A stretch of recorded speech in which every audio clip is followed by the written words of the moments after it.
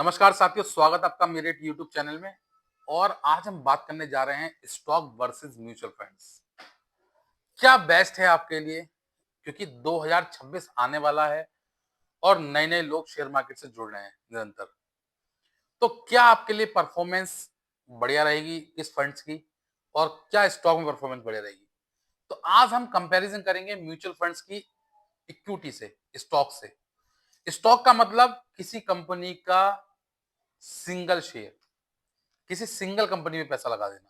और mutual funds मतलब एक कंपनी का समूह, उसको चलाने वाला एक मैनेजर। म्यूचुअल फंड्स का मतलब है 15-20 कंपनी मिलकर एक नया नाम।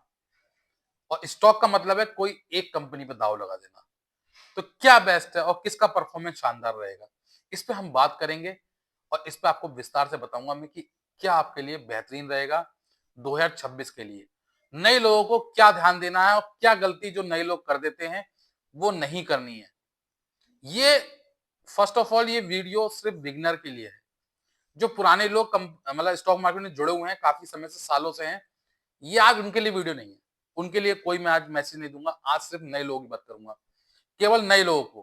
क्योंकि युवा लोग बहुत इससे जुड़ रहे हैं और वो अपना पैसा लॉस कर देते हैं। तो मैं चाहता हूं कि उन लोगों का पैसा किसी भी तरीके से ना डूबे। वो अगर बहुत ज्यादा प्रॉफिट ना कमाएं तो लॉस भी ना हो उनका। देखिए, फर्स्ट प्रायोरिटी क्या है, हम लोगों की प्रॉफिट की होती है। लेकिन मुझे लगता है कि आपकी फर्स्ट प्रायोरिटी लॉस ना होने की होनी चाहिए। अगर आपने लॉस नहीं होने दिया तो ये भी आपका प्रॉफिट होता है। लेकिन इसको प्रॉफिट आप कभी काउंट नहीं करते। कैसे काउंट नहीं करते? अगर आपने कोई स्टॉक लिया, सिंगल स्टॉक की बात कर रहा हूं मैं, आपने कोई 1 लाख रुपए स्टॉक ले लिया और वो 10% 20% आपको रिटर्न देकर चला गया। जितने भी टाइम पीरियड में देगा, मैं टाइम की बात नहीं कर रहा हूँ। तो आपको वो 20% रिटर्न देकर चला गया, ठीक है।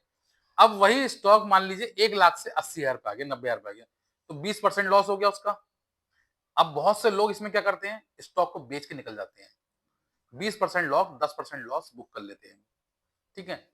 अब अगर वो बहुत सारे लोग ऐसे होते हैं जो उसमें बने रहते हैं लंबे समय के लिए, लॉन्ग टर्म वालों की बात कर रहा हूं मैं।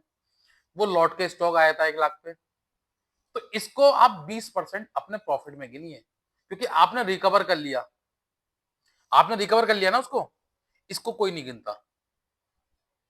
अब आपको देखना क्या है, देखिए स्टॉक में क्या है, एक सिंगल कंपनी है, आपने उसमें पैसा लगा दिया, ठीक है। और उस कंपनी का नहीं पता कि वो कई कई साल तक उसी रेट पे पड़ी है। मतलब उसी रेट का मतलब यह है कि वही फ्लक्चुएशन करती है, वो ऊपर नीचे वही फ्लक्चुएट हो रही है, आपको रिटर्न जनरेट नहीं हो रहा।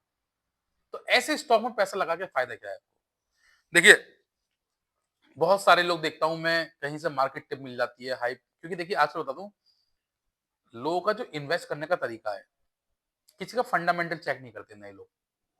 कहीं से भी नहीं देखते कि उसकी शेयर होल्डिंग क्या है, फंडामेंटल क्या है, उस पर डेप्थ कितना है, ठीक है, उसका पी रेशियो कितना है, प्राइस ऑफ अर्निंग कितना है, इक्विटी क्या है, मतलब इक्विटी रिटर्न कितना है, return of equity, sorry, ROE उसका, आरओई नहीं देखते उसका।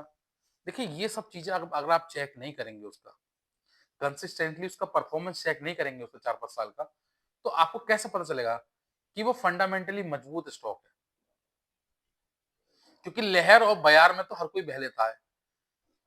जब मोदी जी ने पहला चुनाव लड़ा लोकसभा का, तो वो लहर इतनी तगड़ी थी कि मैंने खुद देखा कि ऐसे ऐसे लोग चुनाव जीत गए जिनका कहीं से कहीं तक भी उस जिले में वर्चस्व नहीं था। और वो भी बहुत अच्छे वोटों से, अच्छे मार्जिन से चुनाव जीत गए। वो थी मोदी लहर। फिर नेक्स्ट चुनाव आया। नेक्स्ट चुनाव में वही लोग जीत पाए जिन्होंने कुछ काम किया या जिनकी जमीनी स्तर पर पकड़ थी। जो डमी कैंडिडेट थे वो सारे हार गए। क्योंकि आप लहर में एक बार काम हो सकता है आपका, बार बार नहीं हो सकता। इसीलिए ऐसा स्टॉक चुने जो फंडामेंटली मजबूत हो। और फंडामेंटली मजबूत चेक करने के लिए बहुत सारा आपको जतन करने की जरूरत नहीं है, बहुत सारा पढ़ने की जरूरत नहीं है। नए लोगों के लिए बताया मैंने, बिल्कुल फ्री ऐप है, मनी कंट्रोल। आप डाउनलोड कर लें अपने फोन में, उसे डाउनलोड कर लें। उसमें बहुत सारी बारीक बारीक चीजें, बहुत कम लिमिटेड चीजें बता रहा हूँ आपको। शेयर होल्डिंग चेक कर लें स्टॉक की, पता चला कि उसमें सारा पब्लिक होल्डिंग होल्डिंग है। भैया, ऐसे स्टॉक से दूर रहना है। आप देखो उसमें प्रमोटर होल्डिंग कितनी है, कम से कम 50% से ऊपर उसकी प्रमोटर होल्डिंग होनी चाहिए। कम से कम 20% के आसपास या उससे ऊपर एफआई की होल्डिंग होनी चाहिए उसमें, डीआई की होल्डिंग होनी चाहिए उसमें। सबसे कम उसमें पब्लिक होल्डिंग होनी चाहिए। और आप क्या करते हैं? उल्टा करते हैं। आप पकड़ते हैं, आप सबसे पेनी स्टॉक पकड़ते हैं। और आपके सपने कौन से होते हैं? मुंगेरी लाल के हसीन सपने। वो सपने क्या है कि भाई ₹1 वाला स्टॉक लूं और इसके मैं 1000 ले लूं और ये कल 100 पहुंच जाए। भाई उसका कैश फ्लो तो देखो, कैश फ्लो माइनस में जा रहा है, उसमें पैसा ही नहीं है। डेप्थ उस पे एसेट से ज्यादा है, लायबिलिटीज कुछ है नहीं उसकी, फंडामेंटली कुछ चेक नहीं करा, शेयर होल्डिंग है नहीं उसकी, सारा पब्लिक का पैसा है उसमें। और किसी तरीके से उन्होंने पैसा दे दा के प्रमोट करवाया उसको, हाइप बनाई उसकी और लोगों का पैसा उसमें डलवा दिया और फिर जैसे ही वो हल्का सा बढ़ा, वो अपना पैसा निकाल के चल दिए प्रॉफिट बुक करके और आप उसमें फंसे रह गए। ऐसा बहुत लोगों के साथ होता है। ये सब होता है पेड प्रमोशन। तो इस पेड प्रमोशन से बचें। अगर किसी पेनी स्टॉक की बहुत ज्यादा हाइप बनी हुई है, आपको हर तरफ उठते बैठते मोबाइल में ऐसे ही वो दिखाई दे रहा है, उसी का नाम सुनाई दे रहा है, तो उस स्टॉक से दूर रहें। आप समझ जाएं उससे कि इसमें जब कुछ है ही नहीं और इसका नाम हर तरफ सुनाई दे रहा है, इसका मतलब ये पेड प्रमोशन चल रहा है, इसका इसको प्रमोट किया जा रहा है, ये मछली का जाल है और आप मछली है इसकी, आपको फंसाने की कोशिश की जा रही है। इससे आपको बचना है। आपको हमेशा वही स्टॉक देखने हैं जो फंडामेंटली स्ट्रांग है, क्योंकि देखिए स्टॉक में बहुत ज्यादा रिस्क है। अगर आपको फंडामेंटल की नॉलेज नहीं है तो आप स्टॉक से दूर रहें, आप म्यूचुअल फंड में इन्वेस्ट करें। अब म्यूचुअल फंड्स क्यों कह रहा हूं मैं? अब आई कंपैरिजन की बात, स्टॉक की बात समझ गए आप कैसे करना है कैसे नहीं करना। अब आप म्यूचुअल फंड्स में आ जाइए। म्यूचुअल फंड्स बिगिनर के लिए बहुत बेस्ट है। क्यों बेस्ट है?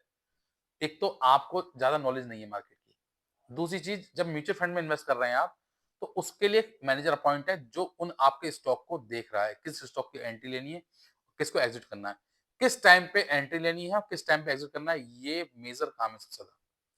जिसने ये सीख लिया वो इसमें बना रहेगा और ये काम उनसे बेस्ट नहीं कर पाएगा। क्यों? क्योंकि उनके पास ऑपरेटिंग सिस्टम है, उनके पास पूरी टीम है, पूरी चेन है उनके पास जो इस पे काम कर रही है। लेकिन आपके पास क्या है? आप अकेले हैं और आपके पास घर के भी बहुत काम है, तो आप नहीं समझ पाते, इसको नहीं पढ़ पाते हैं इसके बारे में। तो उससे क्या होता है? आपको नुकसान ही नुकसान होगा। तो अगर आप इन्वेस्ट कर रहे हैं 2026 के लिए, न्यू बिगिनर हैं, तो मेरा मानना ये है आप म्यूचुअल फंड से स्टार्ट करिए।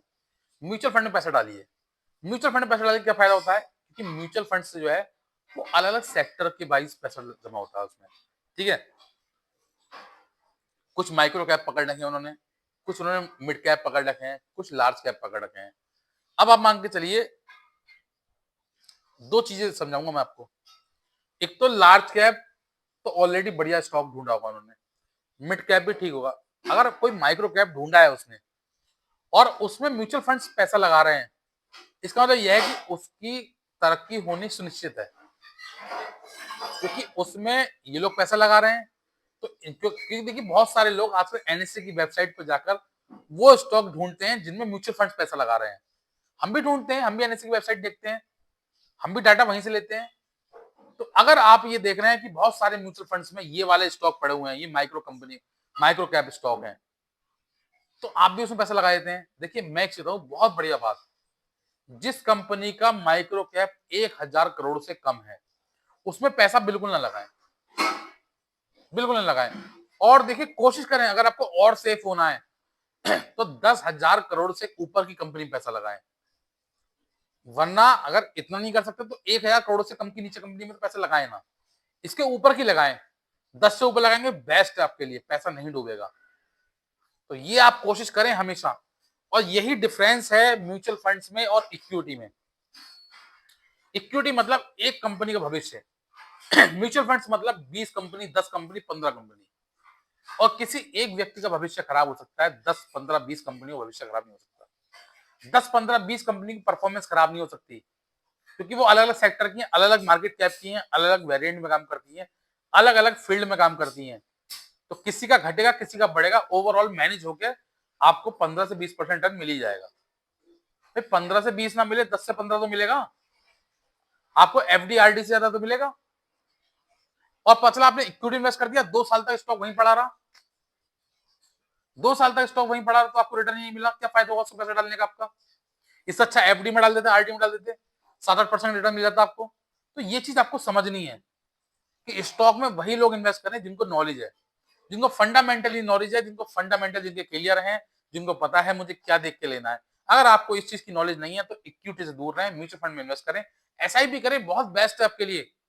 गारंटीड रिटर्न है, इसमें मिलेगा आपको, समय देना पड़ेगा आपको लॉन्ग टर्म के लिए, और लॉन्ग टर्म वाले इक्विटी में भी कभी लॉस नहीं होता। लॉन्ग टर्म वालों को डेफिनेटली फायदा होता है, लेकिन लॉन्ग टर्म में होता है, शॉर्ट टर्म में नहीं होता, ये आप मान के चलें। तो ये तो आप करना ही करना है आपको कि आप अगर नए हैं, आपको जानकारी नहीं है, आप म्यूचुअल फंड्स को पकड़िए, उसमें पैसा बनाइए। क्योंकि इक्विटी में क्या होगा, आप बेचेंगे स्टॉक बढ़ जाएगा, आप खरीदेंगे स्टॉक गिर जाएगा। बहुत सारे लोगों का ऐसा होता है। वो लोग कहते हैं कि भाई यार मैंने बेच दिया, स्टॉक बढ़ गया, मैंने खरीदा स्टॉक गिर गया, मुझे खबर मिली थी इसकी कि स्टॉक बढ़ेगा, मैं पैसा डाल दिया मैंने इसमें, और जैसे ही पैसा डाला उस दिन से गिरा पड़ा है, उस दिन से बढ़ ही नहीं रहा। अब जैसे ही लेवल पे आया, मैंने कहा यार इससे पैसे निकल जाओ, इससे भाई निकालो, इससे बहुत समय से पड़ा है इस पे, मेरे बेस पे वो रॉकेट हो गया। ये होता है स्टॉक में, ये स्टॉक का नेचर है। और ये आप ही के साथ नहीं होता, सबके साथ होता है, चाहे कोई भी हो, हर किसी के संग होता है। स्टॉक बेचने के बाद बहुत तेजी से बढ़ता है, ये सबके साथ होता है, ठीक है। इसीलिए इन झटकों से दूर रहना है आपको, इन टेंशनों से दूर रहना है, म्यूचुअल फंड में इन्वेस्ट करें, लॉन्ग टर्म के लिए बने रहें, शॉर्ट टर्म के लिए नहीं, लॉन्ग टर्म के लिए बने। अगर युवा हैं तो आपके पास तो बहुत टाइम पीरियड है, बहुत समय है आपके पास देने के लिए। अभी आप एजुकेशन सिस्टम में है, आपके पास समय है, यहीं से शुरुआत करिए इसकी, यहीं से इन्वेस्ट करना शुरू करिए, और इन्वेस्ट की पावर देखिए, कितने गुना पावर आपको दिखाएगी। आने वाला समय आपका होगा, और आप पे एक बहुत अच्छी वेल्थ होगी। आपको जरूरत नहीं होगी फादर्स की अपने, कि उनसे पैसा मांगा जाए बिजनेस के लिए। आप अपने बिजनेस कर चुके होंगे तैयार। क्यों? क्योंकि आपका रिटर्न यहां से आना शुरू हो गया होगा। तो ये समझ गए होंगे आप लोग कि आपको क्या करना है। जितने भी युवा पीढ़ी है जो शेयर मार्केट से नए नए जुड़ रहे हैं, उन लोगों को क्या बेस्ट है, अगर आपको नॉलेज है तो आप इक्विटी में इन्वेस्ट करें, अगर आपको नॉलेज नहीं है, आप नहीं करना चाहते मेहनत, तो म्यूचुअल फंड में इन्वेस्ट करें। सेफ रहें, लेकिन करते रहें। रिस्क कम होना चाहिए, प्रॉफिट कम हो, लेकिन लॉस नहीं होना चाहिए। ये बात गांठ बांध लें आपने, क्योंकि लॉस से लोग डेस्परेट हो जाते हैं, निराश हो जाते हैं, और निराश होकर वो हमेशा गलत फैसले लेते हैं। हमेशा इसमें पॉजिटिव रहो, बी पॉजिटिव, थिंक पॉजिटिव। हमेशा पॉजिटिव रहोगे, पॉजिटिव सोचोगे, तो आपके लिए अच्छा ही होगा। तो फिलहाल के लिए तो इतना ही। आप मेरी वीडियो ऐसे ही देखते रहें, ऐसे ही मेरी वीडियो को प्यार बनाते रहें। अगर मेरी वीडियो पसंद आई हो तो वीडियो को लाइक करें, शेयर करें, और चैनल को सब्सक्राइब करना ना भूलें। Thank you.